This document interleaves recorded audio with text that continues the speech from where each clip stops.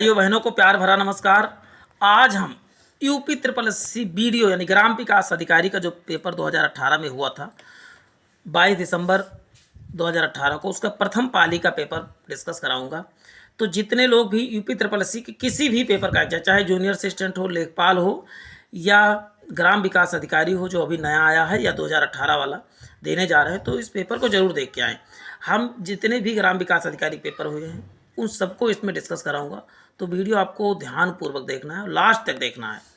एक एक क्वेश्चन आपके पेपर देने में सहायक होगा।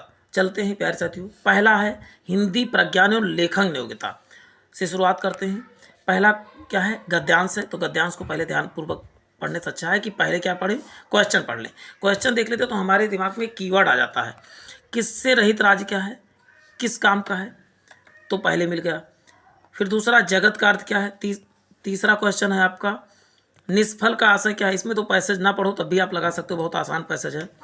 सुख के खेतों को हरा भरा और प्रफुल्लित करने का अर्थ क्या है। चौथा और पांचवा क्या है। अब ये तो क्वेश्चन अलग आ गया है, केवल 4 तक ही पैसेज से है, तो अब पैसेज को पढ़ लेते हैं। चलते हैं। अपने प्रियजनों से रहित राज्य किस काम का। प्यारी मनुष्य जाति का सुख ही जगत के मंगल का मूल साधन है। बिना उसके सुख के अन्य सारे उपाय निष्फल हैं। धन की पूजा से ऐश्वर्य, तेज और बल पराक्रम नहीं प्राप्त होने का है। तो पूरा पैसेज आप पढ़ लीजिए फास्ट मोड में। देखिए, चैतन्य आत्मा की पूजा से ही पदार्थ प्राप्त होते हैं। चैतन्य पूजा से ही मनुष्य के कल्याण हो सकता है। समाज का पालन करने वाली दूध की धारा जब मनुष्य के प्रेममय हृदय, निष्कपट मन और मित्रतापूर्ण नेत्रों से निकलकर बहती है, तब वही जगत के सुख के खेतों को हरा भरा और प्रफुल्लित कर देती है और वही उनमें से फल भी लगाती है। किससे रहित। अब देखिए पहला क्वेश्चन ही आ गया। देखिए पहला क्वेश्चन आपको स्क्रीन पर दिख रहा होगा। किससे रहित राज्य किस काम का है, तो अभी वहाँ पर मिला है प्रियजनों से रहित। नेक्स्ट है, जगत का अर्थ क्या है। तो जगत का अर्थ है संसार। नेक्स्ट क्वेश्चन है, सब आप फास्ट देखेंगे। निष्फल का अर्थ क्या है। निष्फल का अर्थ आशय है। तो निष्फल का आशय क्या है, तो आप बताओ कि व्यर्थ है, यानी ऑप्शन बी करेक्ट हो जाएगा। ये 2018 का जो प्रथम पाली का पेपर था 22 दिसंबर का वही पेपर है। सुख के खेतों को हरा भरा प्रफुल्लित करने का आशय क्या है, तो आप बताओगे जीवन को सुखमय बनाना, यानी ऑप्शन ए करेक्ट हो जाएगा। नेक्स्ट क्वेश्चन है, नेक्स्ट क्वेश्चन देख लेते हैं। 5वां क्वेश्चन है, निम्नलिखित में से दीर्घ स्वर कौन से हैं। अच्छा, दीर्घ स्वरों की संख्या कितनी है, तो आप बताओगे 7 है। कितने? 7 है। और उनमें से दीर्घ स्वर कौन है, तो आप बताओगे बड़ी ई क्या है, दीर्घ स्वर है। और कभी सभी क्या है, तो आप बताओगे सभी क्या है, ह्रस्व स्वर है। देखिए छोटा, छोटी, बड़ाऊ और ऋण ये क्या है, ह्रस्व स्वर है। ये अय और ओ औ क्या है, ये सब संयुक्त स्वर हैं। तो ये क्या हो जाएगा, बड़ी ई क्या हो जाएगा, दीर्घ स्वर हो जाएगा। बड़ी ई, बड़ाऊ। चलते हैं नेक्स्ट क्वेश्चन देख लेते हैं। ये मूल 13 स्वर में आते हैं। चलते हैं नेक्स्ट क्वेश्चन देख लेते हैं। निम्नलिखित में से अंतस्था व्यंजन कौन सा है। अंतस्था व्यंजन कौन कौन से होते हैं, तो आप बताओगे या, रा, ला, वा। अब इसमें या, रा, ला, वा में से क्या है, वा दिख रहा है, तो वा करेक्ट हो जाएगा, यानी ऑप्शन सी करेक्ट हो जाएगा। देखिए इसमें लिखा भी हुआ है या, रा, ला, वा अंतस्था व्यंजन, जबकि सा, सा, हा क्या है, उस व्यंजन, और गा एवं जा स्पर्श व्यंजन है। चलते हैं नेक्स्ट। निम्नलिखित में से अल्प प्राण व्यंजन कौन से। अल्प प्राण व्यंजन कौन है, का, तो अल्प प्राण का, खा, गा कौन सा है, तो अल्प प्राण आप बताते कौन सा है, गा है। अल्प प्राण किसे कहते हैं, तो 1, 3 और 5 क्या है, अल्प प्राण है।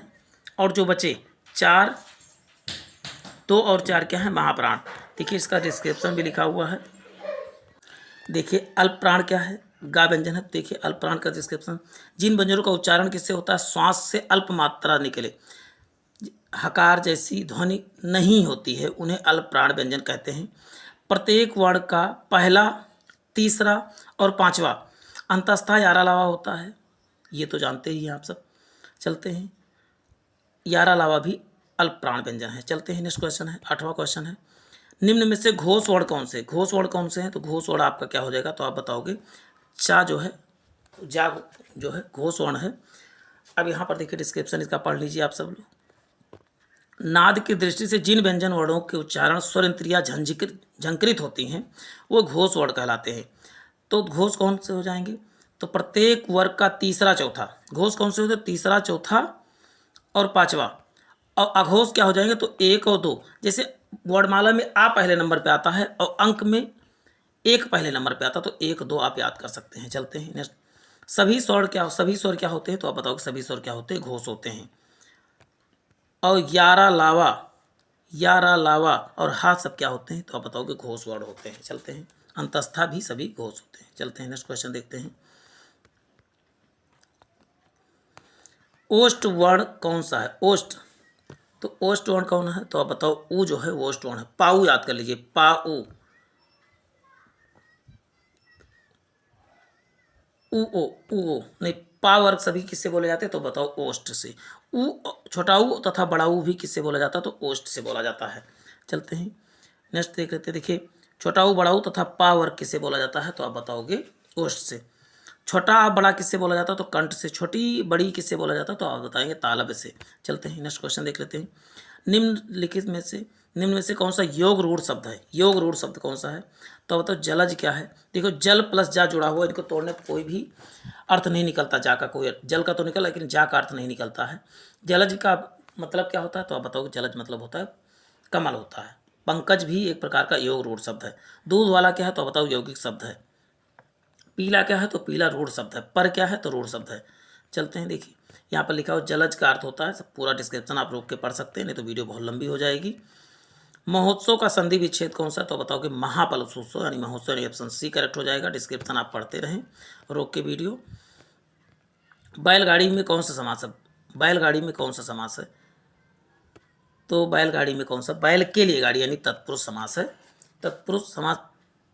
और इसमें क्या है? इस समास में उत्तर पद प्रधान होता है। चलते हैं नेक्स्ट क्वेश्चन देखते हैं। आगमन में उपसर्ग कौन सा है? आगमन, तो आप क्या बताएंगे? गमन में आ जुड़ा हुआ है, तो क्या हो जाएगा? आग हो जाएगा, यानी ऑप्शन ये करेक्ट हो जाएगा। आप डिस्क्रिप्शन रोक के पढ़ सकते हैं। रसोइया में कौन सा प्रत्यय है? तो आप बताएं। या प्रत्यय है। रसोइया में कौन सा प्रत्यय? तो आप बताओ या प्रत्यय है। चलते हैं नेक्स्ट क्वेश्चन। निम्नलिखित में से कौन सा शब्द तत्सम है? क्षेत्र है, गाय है, गधा है, घर है। तो क्षेत्र का खेत होता है तद्भव, तो क्या हो जाएगा? ऑप्शन ए करेक्ट हो जाएगा। चलते हैं नेक्स्ट देख लेते हैं। निम्नलिखित में से कौन सा तद्भव है? कौन सा तद्भव है? तो पहला है यौवन, निर्झर, जीभ, स्थान। तो आप बताएं सी क्या है? जीभ का क्या होता है? जीवा होता है, नहीं ऑप्शन सी करेक्ट हो जाएगा। नेक्स्ट क्वेश्चन देख लेते हैं। निम्नलिखित में से कौन सा शब्द देशज है? देशज कौन सा? गोबर है, हल्दी है, कि घोड़ा है, कटोरा है। देशज कौन सा है? तो बताएं देशज। कटोरा, बाल्टी, थरिया, ये सब क्या है? तो आप बताओगे देशज। देशज शब्द ऐसे होते हैं जिनका ओरिजिन का पता नहीं होता, वो देशज शब्द कहलाते हैं। डिस्क्रिप्शन आप वीडियो रोक के पढ़ सकते हैं। चलिए हम ही पढ़ देते हैं। कटोरा शब्द देशज है वह शब्द जिनकी बोलियां या भारतीय भाषाओं के हिंदी में आए हैं, जिनका स्रोत अज्ञात है, उन्हें देशज शब्द कहा जाता है। जैसे जूता, कटोरा, खिचड़ी, पगड़ी, डिबिया, तेंदुआ, जो है ये सब क्या है? तो आप बताओगे देशज शब्द है। चलते हैं। निम्नलिखित में से कौन सा शब्द विदेशी है? टिकट है, मयूर है, कि मध्य है, कि तो आप जाते हैं टिकट क्या है? विदेशी, ये अंग्रेजी शब्द है, यानी ऑप्शन ये करेक्ट हो जाएगा। देखिए, टिकट किससे आया हुआ? तो अंग्रेजी भाषा शब्द था या विदेशी शब्द है। मयूर शब्द तत्सम है, जबकि तद्भव क्या है? मोर है। चलते हैं। निम्न में से संज्ञा है। निम्न में से कौन सा संज्ञा शब्द है? हरा है, सभा है, पतला है, गहरा है। तो बताओ सभा क्या है? समूहवाचक संज्ञा है, जबकि हरा क्या है? विशेषण है। हरा, पतला, गहरा, ये सब क्या है? विशेषण है। निम्न में से सर्वनाम शब्द कौन सा? सर्वनाम, तो आप बताओ सर्वनाम क्या? कौन, किसी नाम के स्थान पे जो प्रयोग किया था उसे सर्वनाम, न्याय ऑप्शन डी करेक्ट हो जाएगा। चलते हैं नेक्स्ट क्वेश्चन देख लेते हैं। देखिए, कौन सर्वनाम है? किसी भी संज्ञा के स्थान पर प्रयोग किए जाने। देखिए, पूरा डिस्क्रिप्शन आप रोक के पढ़ सकते हैं। सर्वनाम मैं, तू, आप, यह, वह, कोई, कुछ, कौन, ये सब सर्वनाम। सर्वनाम हिंदी में कुल कितने सर्वनाम है? तो कुल 11 सर्वनाम है। और सर्वनाम के प्रकार जब पूछा जाएगा तो क्या बताओगे? 11। लेकिन कुल कितने सर्वनाम है? तो बताओ कि सर्वनामों की संख्या कितनी है? 11। मैं, तू, आप, यह, वह, जो, सो, कोई, कुछ, कौन, क्या, इनको याद करना। सर्वनाम संख्या कितनी है? तो आप बताओगे 11। लेकिन सर्वनाम के प्रकार जब बताया जाएगा तो क्या पूछो? बताओगे कितने? 6 प्रकार के होते हैं।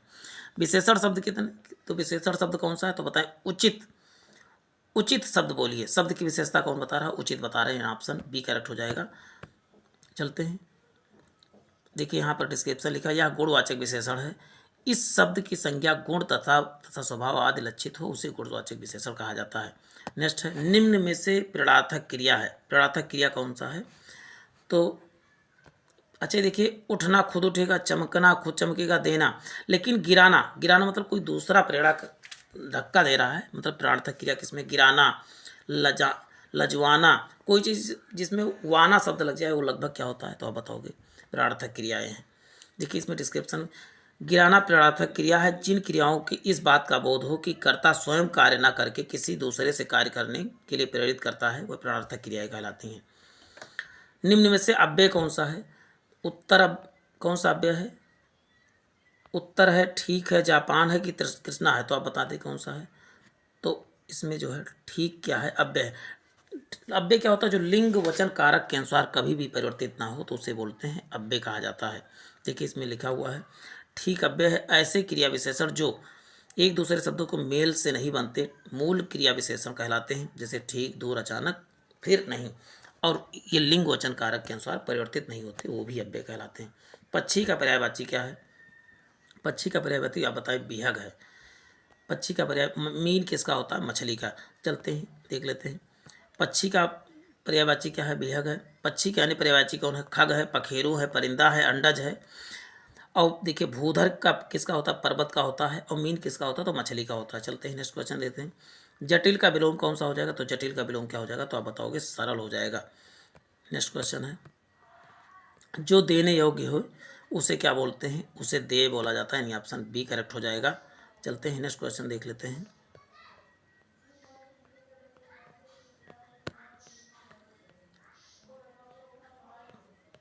नेक्स्ट क्वेश्चन है, देव, अब आगे बात हो, जो पीने योग्य हो उसे क्या बोलते हैं, पेय, जो गाने योग्य हो उसे गेय बोलते हैं। नेक्स्ट क्वेश्चन है, दीन, दीन दीन शब्द का सही अर्थ क्या है, दिवस, गरीब, दिन और दीन। देखिए दिन का होता है दिवस, और दीन का मतलब होता है गरीब, यानी ऑप्शन ये करेक्ट हो जाएगा। चलते हैं नेक्स्ट क्वेश्चन देख लेते हैं, निम्नलिखित में से कौन सा अनेकार्थक शब्द है, अनेकार्थक है, साहस है, अंबर है, पुस्तक है, या बालक है, तो आप बता दूं अनेकार्थक शब्द कौन सा, तो बताओ अंबर है अनेकार्थक शब्द। इसमें से अनेकार्थक देखिए, अंबर का मतलब क्या होता है, वस्त्र भी होता है, आकाश भी होता है, कपास भी होता है, मेघ भी होता है, वस्त्र का। निम्न में से वर्तनी की दृष्टि से शुद्ध शब्द कौन सा है, पूज्य है कि परिरक्षण है कि प्राण है या परीक्षा है, तो वर्तनी की दृष्टि से कौन सा है, तो आप बताओ कि परीक्षा जो है वर्तनी की दृष्टि से एकदम शुद्ध है, यानी कि ऑप्शन डी करेक्ट हो जाएगा। निम्नलिखित वर्तनी की दृष्टि से अशुद्ध शब्द कौन सा, अशुद्ध शब्द कौन सा है, प्रादेशिक है, माधुर्य है, व्याप्त है, क्या प्रमाणिक है, प्रमाणिक नहीं होता, पारमाणिक होता है, क्या पारमाणिक, यानी ऑप्शन डी करेक्ट हो जाएगा। देखिए पारमाणिक लिखा भी हुआ है, प्रमाणिक वर्तनी शुद्ध क्या होता है, आप बताएंगे पारमाणिक होता है। चलते हैं, निम्न में से अधिकरण कारक का परसर्ग कौन सा है, अधिकरण कारक क्या क्या होता है, तो आप बताओगे अधिकरण कारक होता है ने होता है, नहीं अधिकरण कारक का इसमें मे और पर होता है, तो मे यहाँ पर होना चाहिए था, मे और पर होना चाहिए था, ठीक है, लेकिन ने है ही नहीं, इसमें मे होना चाहिए, तो वहाँ पर ने कर्म कारक, ने जो है कर्ता कारक का होता है। चलते हैं नेक्स्ट क्वेश्चन देख लेते हैं, और से जो जहाँ पर लगता है से दो जगह होता है, एक अपादान कारक, एक होता है करण कारक में भी से होता है। चलते हैं नेक्स्ट क्वेश्चन देख लेते हैं, निम्न में से पुल्लिंग शब्द कौन सा है, पुल्लिंग शब्द कौन सा है, क्षमा है कि घटना है कि क्षेत्र है कि रीति है, तो आपको बता दूं कि जबकि क्षमा, घटना और रीति क्या है, स्त्रीलिंग है, क्या क्षेत्र, क्षेत्र क्या है आप बताओगे, पुल्लिंग शब्द है। इनको वाक्य प्रयोग करके किया जा सकता है, जैसे खेत में जोताई किया जाता है, ना कि की जाती है, जोताई किया जाता है तो किया जाता है, तो उससे क्या होता है, आप वाक्य प्रयोग कर लिया करें तो आपको पता चल जाएगा कौन सा स्त्रीलिंग कौन सा पुल्लिंग है। निम्नलिखित में से स्त्रीलिंग शब्द कौन सा है, स्त्रीलिंग कौन सा है, तो आप बताओगे गरिमा, गरिमा अपने गरिमा में रहनी चाहिए, देखिए रहनी आ गई ना, उनको वाक्य जरूर प्रयोग, जबकि दुख, लेख और स्पष्टी क्या शब्द है, ये पुल्लिंग है। किसका प्रयोग सदैव बहुवचन में होता है, तो बताओ दर्शन का प्रयोग सदैव बहुवचन में होता है, देखिए इनको नोट कर लीजिए, दर्शन, लोग, प्राण, प्राण पखेरु उड़ गए, देखिए उड़ गए, वहाँ पर गया नहीं, उड़ गए, आंसू बह रहे हैं, रहे लोग रख रहा है, दाम बहुत बढ़ गए हैं, ओंठ फट रहे हैं, देखिए रहा है नहीं करते, तो ये सब वाक्य प्रयोग करके आप ये भी प्रयोग कर सकते हो कौन सा बहुवचन है, कौन सा एकवचन है।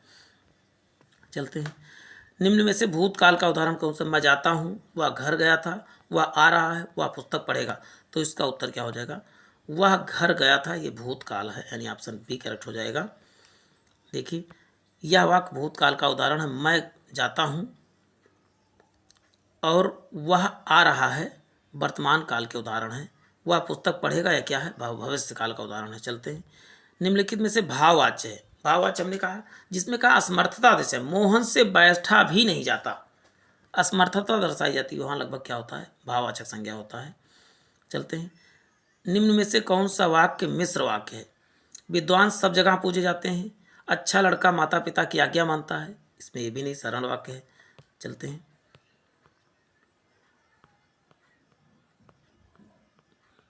देखते हैं, वह पुस्तक राम की है, जब सवेरे हुआ तब हम लोग बाहर आए। देखिए जहाँ पर एक वाक्य दूसरे पर निर्भर हो वहाँ पर क्या होता है? मिश्र वाक्य होता है। देखो जब सवेरा हुआ, अब आगे पूरी बात क्या हुआ भाई आगे, तो बताओगे तभी लोग बाहर आए, ये क्या है? मिश्र वाक्य है। चलते हैं, जैसे देखिए इसको कैसे पहचानेंगे आप?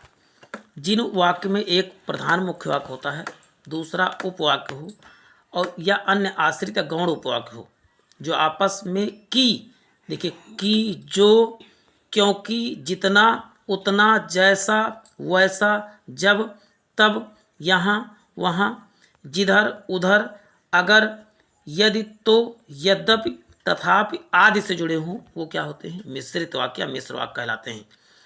मैंने विद्यालय जाना है, मैंने विद्यालय जाना है में अशुद्ध अंश क्या है? तो आप बताएं, मैंने नहीं, मुझे विद्यालय जाना है, यानी ऑप्शन ये करेक्ट हो जाएगा। मैंने के स्थान पे मुझे होना चाहिए। प्रश्न चिन्ह कौन सा सही? प्रश्न चिन्ह कौन सा है? तो प्रश्न चिन्ह के लिए कौन सा आप बताएं, ऑप्शन बी करेक्ट हो जाएगा इसमें। देखिए इसे प्रश्न चिन्ह कहते हैं, जबकि इसे क्या बोलते हैं? विस्मयादि बोधक बोलते हैं, इसे पूर्ण विराम बोलते हैं, तो इसे क्या बोलते हैं? अर्ध विराम बोलते हैं। चलते हैं, आसमान फट जाना, आसमान फट जाना मतलब होता है अचानक आफत आ जाना, यानी ऑप्शन डी करेक्ट हो जाएगा। स्वावलंबी होने के लिए सही मुहावरा कौन सा है? पौबारा होना, पानी फेर देना, पैरों पर खड़ा होना, तो स्वावलंबी होना मतलब पैरों पर खड़ा होना, ऑप्शन सी करेक्ट हो जाएगा। बोए पेड़ बबूल के आम कहाँ से होए, लोकोक्ति का सही अर्थ क्या है? तो आप बता दें, जैसा कर्म करोगे वैसा ही भरोगे, यानी फल मिलेगा, यानी ऑप्शन बी करेक्ट हो जाएगा। चलते हैं, लाभ ही लाभ, लाभ ही लाभ का अर्थ क्या होता है? पांचों उंगली घी में, आपने सुना होगा कि आपके तो पांचों उंगलियां घी में, मतलब लाभ ही लाभ। चलते हैं, मूल पाठ की व्याख्या के साथ अनुवाद क्या कहलाता है? शब्दानुवाद कहलाता, भावानुवाद कहलाता, सारानुवाद कहलाता, व्याख्यानुवाद कहलाता था। तो इसका उत्तर क्या हो जाएगा बताओ? व्याख्यान। मूल पाठ का व्याख्या के साथ अनुवाद क्या कहलाता? तो आप बताओगे व्याख्यानुवाद कहलाता था। नेक्स्ट क्वेश्चन देख लेते हैं। देखिए मूल पाठ का व्याख्या के साथ अनुवाद व्याख्यानुवाद कहलाता है। स्रोत भाषा के प्रत्येक शब्द का लक्ष्य भाषा के प्रत्येक शब्द में यथावत अनुवाद शब्दानुवाद कहलाता है। इस शब्द जब शब्द के अनुसार अनुवाद किया जाता है उसे शब्दानुवाद किया जाता है। मूल पाठ की विचार सामग्री या भावधारा के अनुवाद को क्या बोलते हैं? भाव। जब उसका भाव निकालते हैं उसे भावानुवाद कहा जाता है। मूल पाठ के अन्य भाषा में संक्षेप में प्रस्तुत करना कहलाता है सारा अनुवाद कहलाता है। इन सबको आप नोट कर लीजिए कापी में। सारा अनुवाद क्या होता है, शब्दानुवाद क्या होता है, भावानुवाद क्या होता है। क्योंकि देखिए ये पूछा गया, पहले जल्दी नहीं पूछा गया था, वीडियो में पहली बार ये पूछा गया है। ब्रज हिंदी किस उपभाषा के अंतर्गत आती है? पहाड़ी हिंदी, पूर्वी हिंदी, पश्चिमी हिंदी या राजस्थानी हिंदी? तो ब्रज आपको बता दूं किसके आती है? पश्चिमी हिंदी के अंतर्गत आती है, यानी ऑप्शन सी करेक्ट हो जाएगा। देखिए इसके पश्चिमी हिंदी के शामिल उपभाषाएं कौन सी? ब्रज है, कन्नौजी है, बुंदेली है, खड़ी बोली है, राजस्थानी है। पूर्वी हिंदी में कौन सी बोली जाती है? अवधी, बघेली, छत्तीसगढ़ी और बिहारी। ये सब आप नोट कर सकते हैं। देखिए पश्चिमी और पूर्वी दोनों को नोट कर सकते हैं। चलते हैं नेक्स्ट देख लेते हैं। अमेंडमेंट का सटीक अर्थ क्या होता है? तो आप बताओगे क्या होता है? तो संशोधन होता है अमेंडमेंट। जितने लोगों संविधान पढ़ा होगा तो उसमें अमेंडमेंट से क्वेश्चन आते रहते हैं। सूर सागर के रचयिता कौन है? तो सूर सागर के रचयिता कौन है? तो आप बताओगे तुलसीदास जो है सूरसागर के रचयिता हैं। सब भक्ति काल के सगुण मार्गी कृष्ण काव्यधारा के कवि सूरदास जी की रचनाएं सूरसागर, सूर सरावली और साहित्य लहरी की फेमस पुस्तक है। निम्न में से रीत काल का कवि कौन है? रीत काल का कवि कौन है? तो आप बताओगे रीत काल का कवि कौन है? तो आप बताओ बिहारी जो है रीत काल के कवि हैं। कवि और बिहारी रीत काल के कवि हैं। इनकी प्रसिद्ध रचना बिहारी सतसई है। जयशंकर प्रसाद, सूर्यकांत त्रिपाठी निराला और सुमित्रानंदन पंत छायावादी के कवि हैं। चलते हैं। उसने कहा था कि कहानी के लेखक कौन है? किशोरी लाल गोस्वामी, चंद्रधर शर्मा गुलेरी, प्रेमचंद या भगवान दास? तो इसका उत्तर क्या हो जाएगा? उसने कहा था चंद्रधर शर्मा गुलेरी इसके लेखक। नेक्स्ट क्वेश्चन देख लेते हैं। उसने कहा था कहानी के लेखक कौन है? चंद्रधर शर्मा गुलेरी हैं। इनकी अन्य रचनाएं कौन सी हैं? घंटाघर है, धर्मपरायण है, रीछ है या पाठशाला, बुद्धू का कांटा है या सुखमय जीवन है, हीरे का हीरा है। इनके सभी जितने भी हैं इनको नोट करके आप ही कॉपी में एक बार जरूर। उर्वशी किसका काव्य है? तो उर्वशी जो है आप जानते हैं रामधारी सिंह दिनकर, यानी ऑप्शन सी करेक्ट हो जाएगा। तो प्यारे साथियों, हिंदी का यहीं समाप्त होता है। इसके बाद रीजनिंग के बाद जीके का ला रहा हूँ। तो हिंदी देखने के बाद जस्ट अपलोड हो जाएगा आपका रीजनिंग का।